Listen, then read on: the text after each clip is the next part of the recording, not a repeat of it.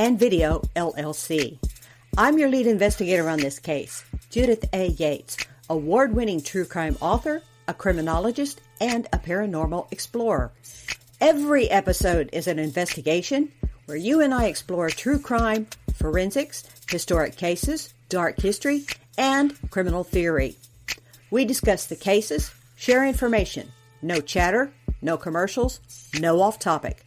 Now, grab your crime scene kit, a notebook, and your favorite hat.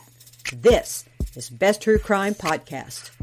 Happy 2023. This is Judith A. Yates, and this is a special edition of Best True Crime. The date is January 1st, 2023. The place is Moscow, Idaho. And your assignment is to meet a weird kid, Bryan Kohberger, the suspect in the quadruple homicide in Moscow, Idaho. All suspects are innocent until proven guilty, and this podcast is opinion only. This podcast and video represent the opinions of myself, Judith A. Yates, and do not necessarily reflect the official policy or position of businesses associated with this podcast. The content here is for informational purposes only. All persons are innocent until proven guilty in a court of law. Here's what we do know as fact. Ethan, 20 years old, Madison, 21, Xana, 20, and Kaylee, 21, were all University of Idaho students. The women shared a 6-bedroom rental home with 2 other students off campus on King Road near Fraternity Row. Ethan was Xana's boyfriend. Madison and Kaylee were lifelong best friends. On Saturday, November 12, 2022, Madison and Kaylee partied at a downtown Idaho bar while Ethan and Xana attended a party at the Sigma Chi house. At some time, all 4, plus their 2 roommates, were at the rental home, assumed asleep. Ethan, Madison, Xana, and Kaylee were stabbed to death with a fixed-blade knife between 3 a.m. and 4 a.m. They were discovered the following morning. Since the news broke, speculation has run wild. Self-appointed internet sleuths, podcasters, and the media have called out people they believe to be suspects. Names were announced in public, whether there was a law enforcement suspicion or no. People conducted deep dive research into strangers' backgrounds to post all over the internet, resulting in at least 1 civil suit. Moscow police had to announce a warning to web sleuths. The media chastised police for not catching the suspect. One family of a murder victim went public in their anger at the investigation. Finally, on December 9th, 2022, police issued a statement. Investigators have been monitoring online activity related to this ongoing and active case and are aware of the large amount of rumors and misinformation being shared, as well as harassing and threatening behavior toward potentially involved parties. Despite numerous persons being cleared by the investigation, people continued to call out who they called a sus, or who acted sus, which meant suspicious, online. And then, on December 30th, police arrested a suspect named Bryan Kohberger, who was never on any public radar, and Kohberger's friends are saying they are shocked and astonished he was arrested. Let me say first, all suspects are innocent until proven guilty, and this podcast is opinion only. When I discovered Bryan Kohberger was a criminal justice student, I was immediately drawn to this case. The more I read about him, I began to see a pattern. Kohberger was that weird kid, that young man that everyone feels strange about, but no one would ever suspect. I'm a former criminal justice professor, so his educational background intrigued me. Kohberger was born in 1994. He obtained an associate's degree in psychology at Northampton Community College in 2018. Then he completed a bachelor's degree at DeSales University in 2020, where he did further graduate studies. He made the dean's list twice. And currently, Kohberger is a PhD criminology student. He is a teaching assistant at Washington State University's Pullman campus, about a 15-minute drive from Moscow, Indiana. Looking at Kohberger's mugshot from Monroe County Correctional Facility, you see a slender man with an angular face, crooked nose, and eyes that stare through the camera. In my opinion, there is something a little off in his face. Besides the obvious, it is, after all, a mugshot, his demeanor shows no smugness or fear or resignation that too often seen in the faces of those in front of the jailhouse camera. It almost seems he's taking a photo for an ID badge for school or for work, and it's almost the exact same expression for an ID photo where he dons a blue polo shirt that was taken at an earlier date. It looks like it was actually an ID photo for school or for work. And there's also an ID photo, an earlier photo of Kohberger from DeSales University. He's wearing a dress shirt and a tie. His face is very, very thin, and his smile is forced looking. But if you study other mugshots against Kohberger's, no, don't go to funnymugshots.com. Study this mugshot and tell me if you see anything. That weird kid, the same weirdness that one day walks into the school cafeteria and starts unloading that gun he snuck out of the house, and later everybody says, I never thought that kid would do that.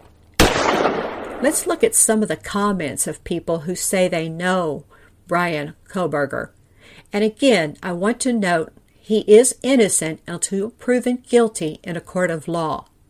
And all we can do is trust the media and the people they interviewed to tell us the truth. Ben R. knew Kohberger through a school program. In a December 31st, 2022 online article by Carrie Breen of CBS News, Ben was quoted as saying how Kohberger was always looking for a way to fit in. And if you asked Kohberger a question, Ben stated Kohberger would find the most complicated way to explain something. He had to make sure you knew that he knew it. In a New York Post article dated December 31st, written by Klein et al., words like outcast, creep, and withdrawn are used to describe Bryan Kohberger by fellow students. One student who knew him from elementary through high school is quoted as saying, I remember seeing him and thinking it was a new student. He was so heavy, and he lost so much weight. He almost looked sickly or like it was an obsession. Around the same time, he became more aggressive, and I think he became more of an outcast at that point. He became more withdrawn. This is associated with a heroin addiction, according to some students. Some people have come forth saying Kohberger had suffered an addiction to heroin as a teenager. One girl points out a 2017 photo of this alleged killer. Obviously, that's Bryan. She indicates his expressionless demeanor in this photo and says, still has that dead face. Kohberger is remembered as a highly intelligent kid. Fellow students and friends are quoted as saying he was very bright, but odd, especially around girls. If he liked or was interested in a girl, and she wasn't, he didn't understand why or just didn't accept her saying no and move on. And so he would have been labeled as a creep or something. Bryan Kohberger hung out with the people who were outcast together. He tried to hang out with people who were smart. He just didn't really fit in with anybody. It's remembered that Kohberger was bullied by high school girls who would even throw things at him. When people were hateful or made fun, Kohberger would run away, one friend recalls. It was bad. There was definitely something off about him, like we couldn't tell exactly what it was. And, quote, in his home state, he was known as a genius who was socially awkward and had a tough time picking up on social cues. Another student describes Kohberger's inappropriate behavior as, it was like a childhood curiosity from an adult, who you would think would know better than to ask a question, but it was such a genuine curiosity, and that's why I thought he was so sheltered, that he just had no idea about these things. and I really just don't think he knew better. He asked questions or said things to other people that they construed as being offensive, and Kohberger just didn't seem to think anything was wrong with it. And again, he's a really, really intelligent kid, a bright kid, someone who stood out, even in honors and high-level classes. This was all cited in a Fox News article by C. Eberhardt, December 31st, 2022. At his parents' house, he let them know he was a vegan, making them throw out any plate or dish that touched meat. Now, while this can be labeled weird, I add on a personal note, in my childhood, my family was friends with a Vietnam veteran, and he was a vegan, and he refused to sit at a dinner table and use cutlery if it had touched meat. Even if that cutlery just sat on a plate where meat had been, it made him retch. He couldn't even look at the knife or pick it up. Now, he never explained, and no one ever asked. We figured it was part of his PTSD or something that happened in Vietnam. He had seen a lot of horrible things. But nonetheless, it was considered weird behavior. I'm not a clinician. I'm a criminologist. I collect and analyze crime information and how it affects a community. It's a little bit of psychology, sociology, a lot of education, and sometimes just gut instinct. Basically, I look at why people do horrible things to one another and hope to find ways to reduce that bad behavior. So, here goes. And again, this is an opinion, and everyone is innocent until proven guilty by law. On Bryan Kohberger, we have a socially awkward individual who says inappropriate things, appears to have no filter, and sees no issue with asking such questions. He cannot relate to others, cannot understand or carry out simple social skills. Yet he excels in studies and education, always on the dean's list and educated enough to pursue a PhD. One of the first things said of him, peers admire him for his intelligence. When it comes to school, he can hold animated and long conversations. But he is just too weird to befriend. He has habits that other people think are just out of this world. Weird. A rabid vegan, as Nancy Grace shouted in one show. In the few photographs we've seen, there's an awkwardness. Even an old friend noted, the dead face, in Bryan Kohberger. There's reportedly a possible self-medicating in the abuse of heroin at one time in his life. Heroin provides a euphoria, and while once it was considered a heavy drug used only in these back alleys, dark places, it is now far more prevalent. Heroin use among 18 to 25-year-olds has increased over 100% in the last 10 years, according to the CDC. Dr. E. J. Kazian notes in The Theory of Self-Medication and Addiction, it is not so much that these individuals seek euphoria, but rather the aim is to relieve dysphoria.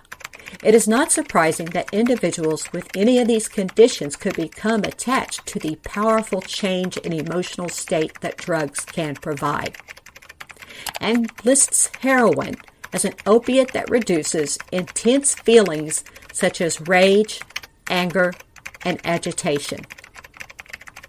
Multiple studies, such as that of the National Youth Risk Behavior Study, shows a strong correlation between the use of drugs and poor grades.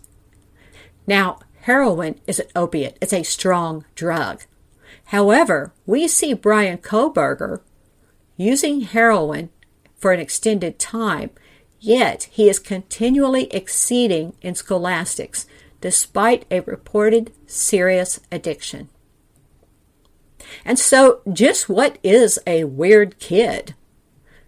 Usually, it's a mixture of mental illness, personality disorder, throw in some sort of family dysfunction. Dysfunction is relative. It could be a substance abuse problem, physical abuse, mental illness, or failure to properly relate. Family history never resolved. I suspect we will find all of this in Bryan Kohberger